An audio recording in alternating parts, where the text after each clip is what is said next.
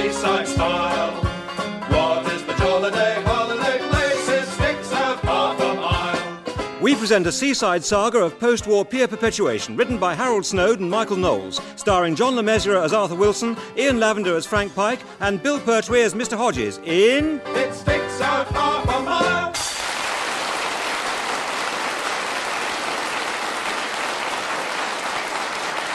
The time, 1948. The place, Frambourne-on-Sea, somewhere on the south coast. Good morning, Mr. Wilson. Sorry to have kept you. Morning, Mr. Johnson. What can I get you? Coffee, please, and one of your delicious currant buns. Right you are. How are things at the bank? Well, actually, I've had a rather trying morning, so I thought I'd slip in here for a little peace and quiet. Well, I can't promise you a little peace.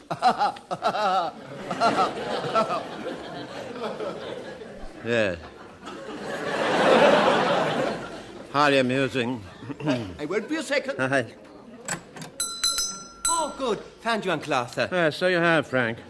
They told me at the bank you'd probably be here. Well, that was extremely thoughtful of them. I just wanted to say thank you for yesterday. Why, what did I do? Well, you know, putting in a good word at the town hall for me and Mr. Hodges. Oh, and of course, for helping out with the loan to buy the pier. Did I do that? Oh, it wasn't a bad dream after all. Anyway, when it came to my coffee break this morning, I thought, I know what I'll do. Have some coffee? No, I thought, blow the coffee. I'll go and thank Uncle Arthur. Well, that's very nice. But you really needn't have bothered. Mind you, there is just one thing. Yes? I don't quite know how to put this, but I'm a little worried about your teaming up with Hodges. Why? Well, I'm not sure that he is altogether, straight. You don't think he's mixed up with the mob, do you? What? Mixed up with the mob, like Edward G. Robinson in Little Caesar. No. I don't think he's, mixed up with the mob. Ah. But he might sort of lend them a hand if they were busy. There you are, Mr. Wilson. Coffee and a currant bun. Ah, thank you. Ooh, that bun looks good.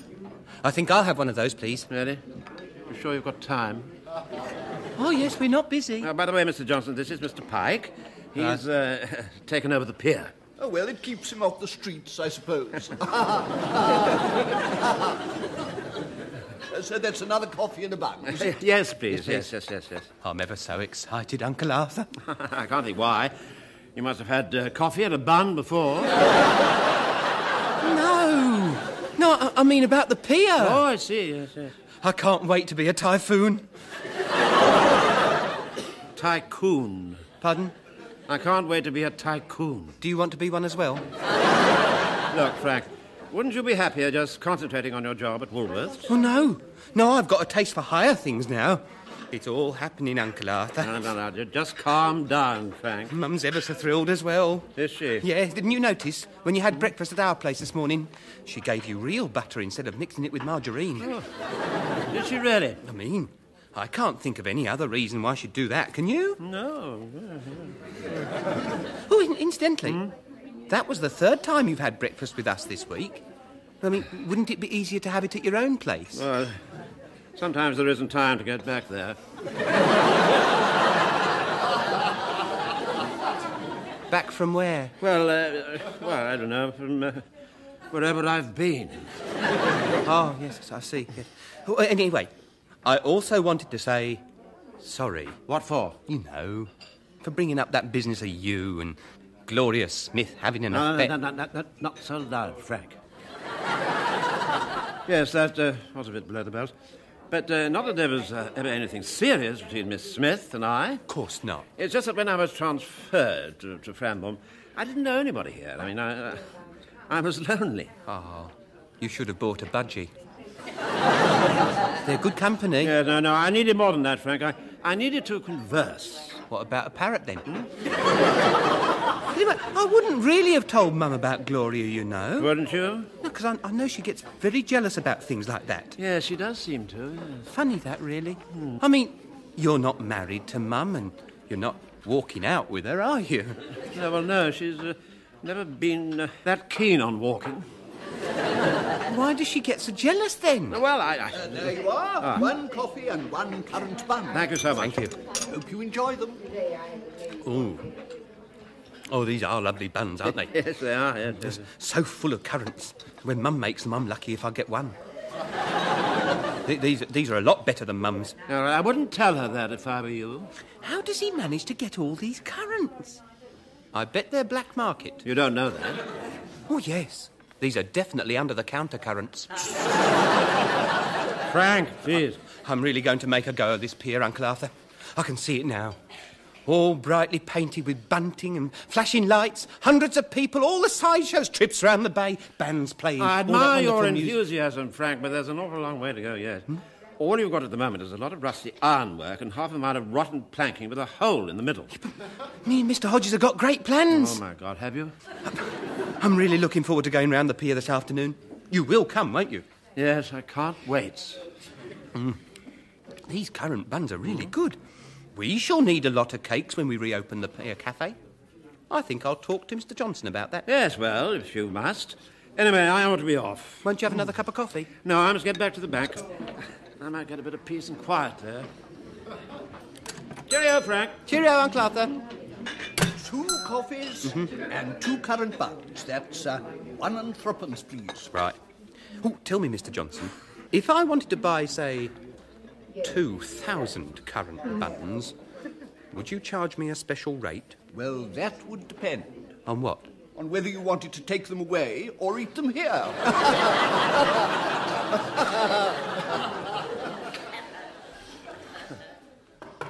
Oh, Lord. Yes, come in.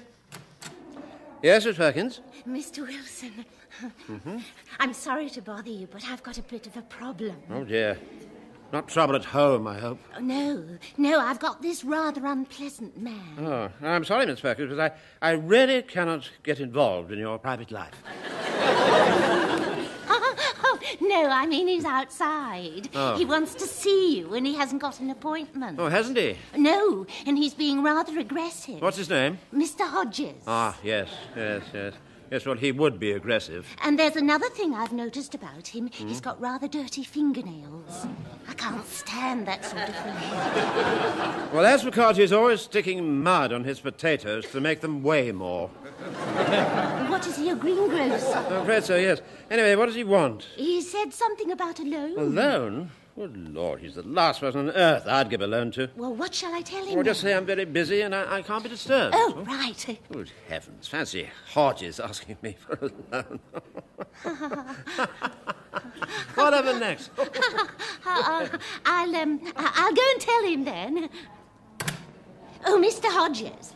Is his lordship ready to see me? No, I'm afraid he can't. He's so terribly busy this morning. Oh, what's he doing? Cooking the books? Of course. Look, I'm the chief cashier. Can I help? Listen, I want to talk to the organ grinder, not his monkey. Funny, I'd have thought he would have wanted me to sign something, seeing as how he's given me this loan, but if he's too busy... Oh, just a minute, Mr. Hodges. Did you say Mr. Wilson has made you a loan? That's right, but... Would you mind waiting just a minute while I check with him? Oh, not at all. I thought you might change your tune. Well, I shan't be a moment. Come in. I'm sorry to disturb you again, Mr. Wilson. That's quite all right, Miss Perkins. I still can't get over Hodges asking for a loan. Well, actually, he says you've already given him one. Well, he must think I'm mad. What did you say? He says you've already given him a loan. Well, I don't understand. You must have got it wrong. That's what he says. Lord, well, you'd better send him in. Right you are, Mr. Wilson. Would you like to come in, Mr. Hodges? Oh, thank you. Oh, good morning, Mr. Wilson. Or perhaps I should say Arthur. I don't know. Mr. Wilson will do fine. Thank you, Miss Perkins. That'll be all. Very well, Mr. Wilson. Well, I must say it's very good of you to see me, seeing as how you're so very busy. Not at all. Always glad to see an old friend. Actually, I was rather intrigued. Miss Perkins came to me with this extraordinary story about me having given you a loan. That's right, you have. But when? I mean, how? I don't understand. Well, my half of the 5,000 to buy the pier. But all I did was to lend Frank his half.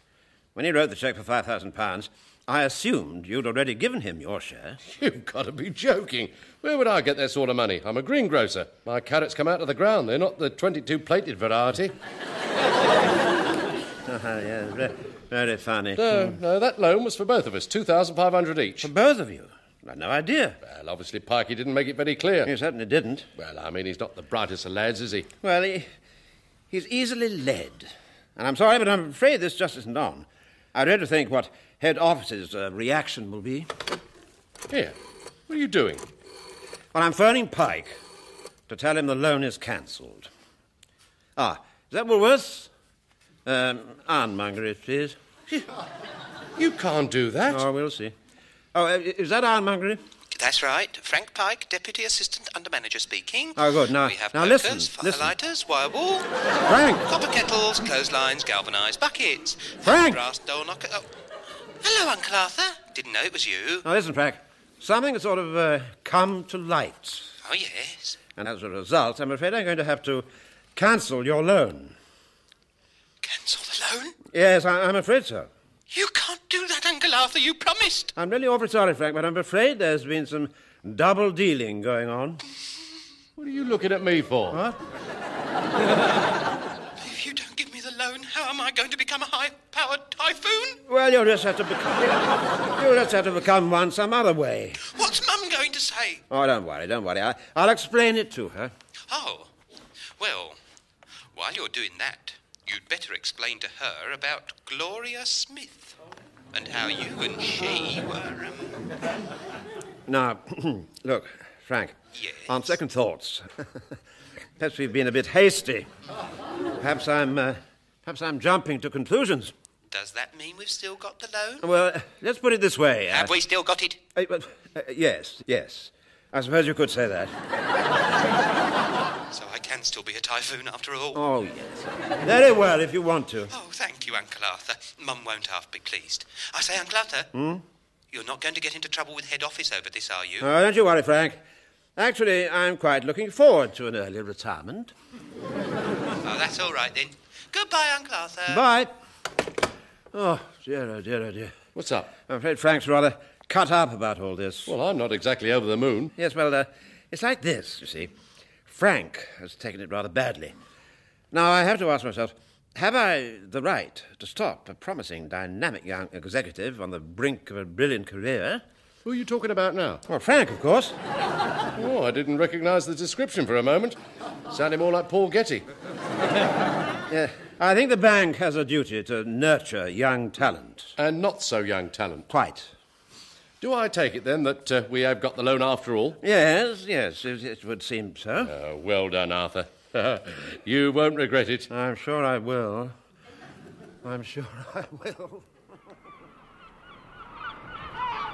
Come on, you two. We haven't got all day. Oh, dear.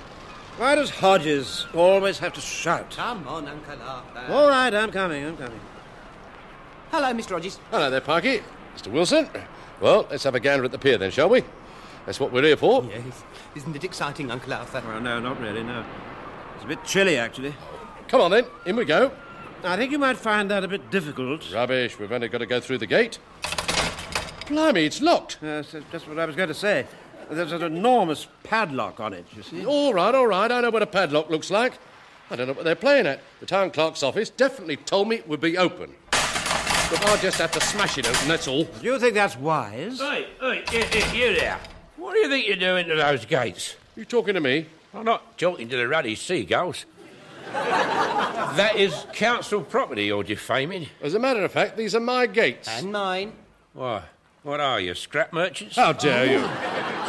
I'm Mr. Hodges and this is Mr. Pike. You are looking at the new owners of the pier. Come on, pull the other one. No. Strange though it may seem, it's the truth. Who are you? This is Uncle Arthur. Mr. Wilson, the manager of Swallow's Bank. Ah, yeah, I recognise you now. Hey, what you doing with these two? Well, it's a long story. You see, I was sitting in my office one day, quietly minding my own business, when... Look, we haven't got time for all that. Come on, open up. Yeah, do you mind? I'm not supposed to be near loud noises. I've got a perforated eardrum. You will have a perforated something else if you don't open these gates. Uncle Arthur, what's a perforated eardrum? Well, it means he's got a sort of hole in his ear.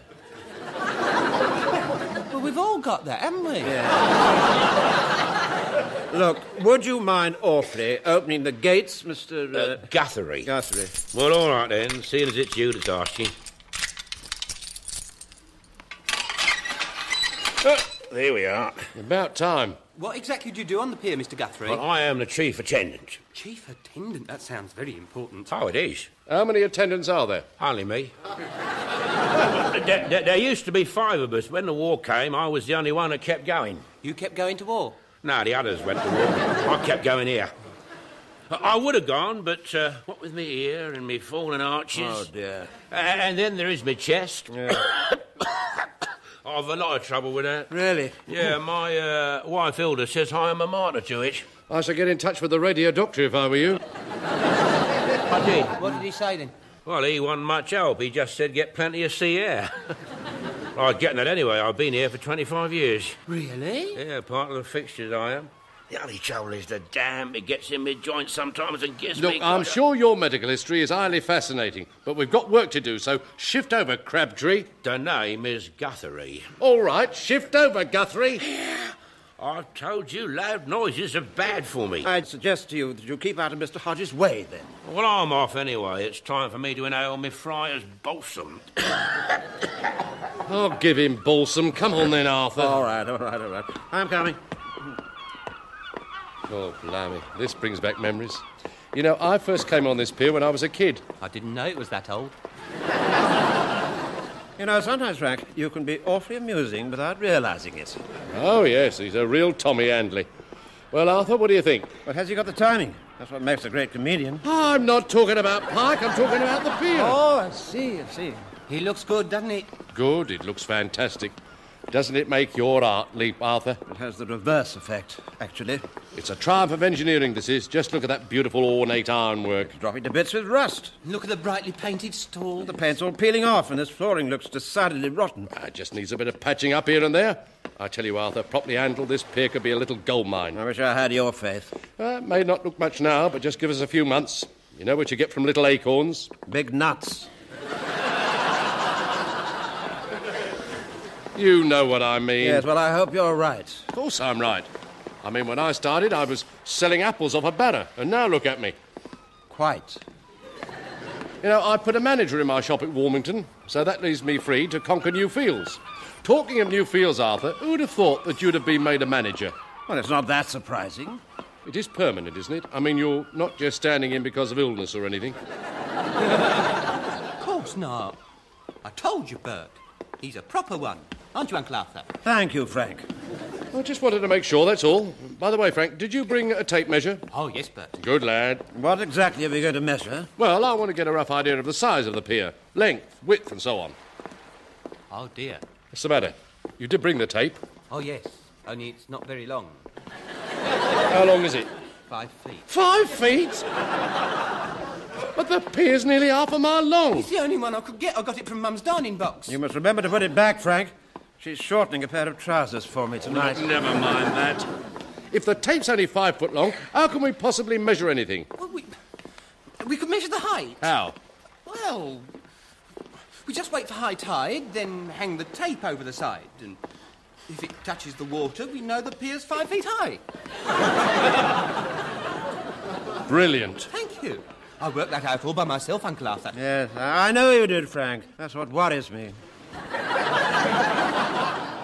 Well, that's it. We've come to the end. Well, thank goodness for that. I mean, we've come to the end of this section of the pier. This is the bit that was blown up, wasn't it? Yes, that's right, yes. As a precaution against an invasion. Oh, I say. What's the matter? Well, look there. Isn't that just perfect? What are you talking about? Well, the Pierrot Theatre at the end of the pier. Look at it. Standing proud against the azure sky, framed by little white fluffy clouds, shot through with rays of sunlight. I can almost hear the laughter of bygone audiences wafting up through the caved-in roof. God blimey. I think you put that very nicely, Uncle Arthur. It was just like something out of an Ethel M. Dell book. Thank you, Frank. Right, now then, the thing is, how do we get across there? Well, you're surely not thinking of trying to get over to the other side. Why not? You were the one who's just been going on about the theatre. Yes, well, it's all right to look at it from a distance, but I don't want to get too intimate with it. Look, Mr. Rogers, There's a sort of rope bridge joining the two sections. It looks rotten to me. No, of course it isn't. Here, do you want to go first, Frank, as you're the lightest? No. It's all right. Oh, it'll have to be me then, won't it? You would think you really should. I mean, it does look terribly flimsy. Oh, blimey, I don't know. 2 stalwarts of the Home Guard, and it takes the ARP to show them what to do. Now, look, all you do is you put your feet into this bottom rope here, like that, and hold tight at the top ropes, like this. Do be careful, Bert. It's child's play. Just watch what I do, then you two can follow me over. Yes, well, I don't really think I'm up to it. Well, there's nothing to it. It's easy so long as you just keep going. Oh, ow, ow, ow, ow.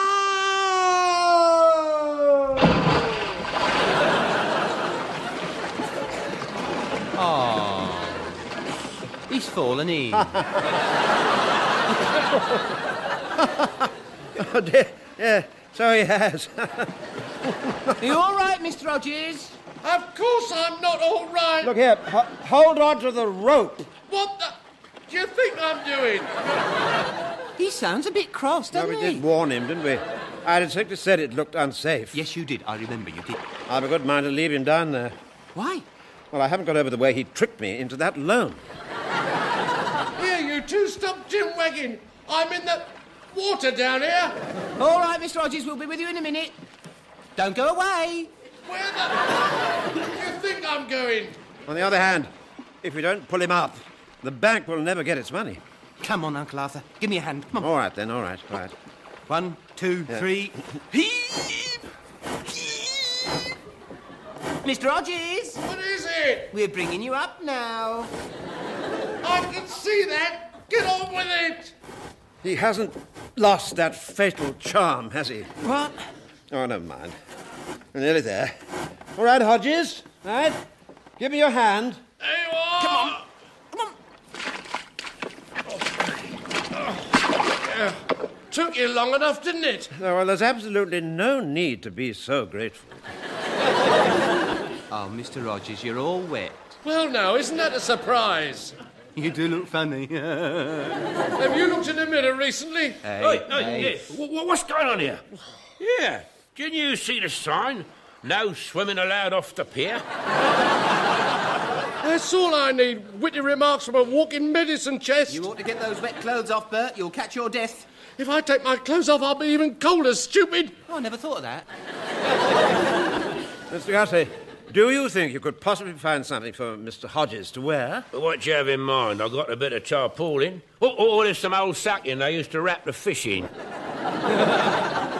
Well, I think perhaps a boiler suit or something similar. All right, I'll see what I can do. Here you are, Mr. Rogers. Look, you can borrow my Mac to put round your shoulders. Oh, Tar, it's very kind of you, Pikey.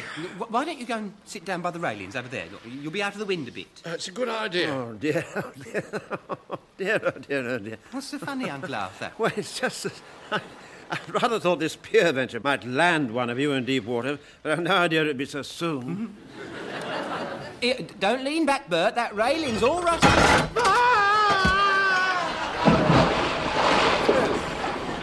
Or so often. Oh, Lord, look, get the rope again. No, hold on, I've got an idea. Oh, dear. Have you? Bert, are you still down there? Where the... do you think I am?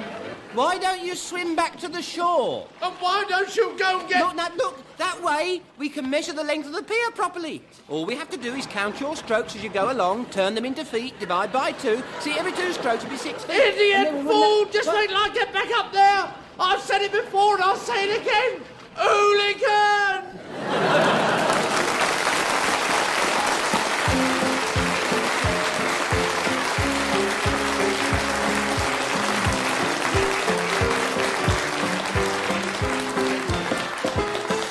You've been listening to It Sticks Out Half a Mile, starring John Le Mesurier as Arthur Wilson, Ian Lavender as Frank Pike, and Bill Pertwee as Mr. Hodges, whose characters were originally created by Jimmy Perry and David Croft.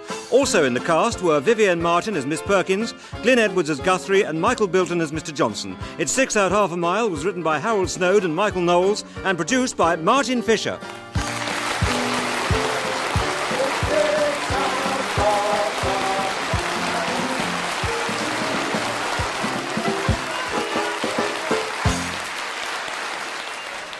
Looking ahead, our favourite blundering civil servants will be trying to organise a military display. That's when Richard Murdoch and Derek Giler star in Seal of Office, our episode of The Men from the Ministry. That's at this time tomorrow. The Moth Radio Hour. Sunday mornings at 11 and again in the evening at 7 on BBC Radio 4 Extra. Growing up, I had a really hard time with embarrassment. I'd get embarrassed really easy, and if I felt uncomfortable in a situation, fear would take over and turn it into this really acute chagrin. If a teacher called on me in class, or if I was talking to a pretty girl, if I was in public with my mom, forget about it. It was just my face would just go crazy bright red, and my ears would get all hot crimson, and I would sweat. It was the worst kind of hot Mr. Potato Head feeling. I'm sure you've seen it before, and it's just I could be having a normal conversation with someone and then boom, red, sweat. And it would make the other person feel super uncomfortable, and they'd look at you like, ooh, damn. What just happened, And when I got to college, it actually got worse, I was way out of my comfort zone, and the problem actually ramped up a little bit, and I started having panicky, attacky kind of feelings, so I wanted to meet people. I wanted to have a normal life. I wanted to meet girls. I wanted to live out loud. I had this thing. I felt like I needed to play in a band, and the idea of being on stage with this red face the whole time was not punk rock, And so it was just I figured I needed to do something about it. So I put my young mind to the task of trying to solve this problem. And the bright idea I came up with was that I should get a job. Some kind of challenging, mind-bending, part-time job. It was going to be the thing. It was going to take me completely out of my element, and it was going to take fear past its pole and extrapolate this negativity towards confidence and happiness, and it was a tall order. And nonetheless, I got up every morning and over coffee, I'd flip through the paper and look through the want ads, and it was full of the same old stuff, office jobs and restaurants and hotels and construction, and nothing sounded scary enough, but towards the end of the first week of looking, I found it, and it was right there on the page, and all of its awful, disgusting glory, it made me cringe, and I looked at it, and my fear compass, it hit an all-time high, and all it took was a few words in bold black print: clowns needed. No experience necessary. So I run to the phone before I can change my mind, and I'm like, hi, this is Matt Brown. I'm calling about the job. And I hear this nice lady on the phone say, someone's called about the job. And she comes back, and she says, we accept. If you can come in today, then we could train you, and we have a few jobs for you this weekend. So it's Thursday. So I beat it down to the office, and I spend the rest of the day at Party Animals headquarters learning about clowning and makeup and balloon animals and magic and juggling. A couple things I had to learn on my own, like how to not get punched all day by a bunch of 11-year-olds. But the standard gig was like a 45-minute birthday party for a kid, and you would go, and I accepted 2 of these for the following weekend. And I went home with this sack of clothes and toys and games, and Saturday rolled around. It was the first gig, and I got up bright and early, and I was in the bathroom, and I was putting on my makeup, and I was realizing that this is much harder than I thought it was going to be. I don't have a steady hand or much of an attention for detail, and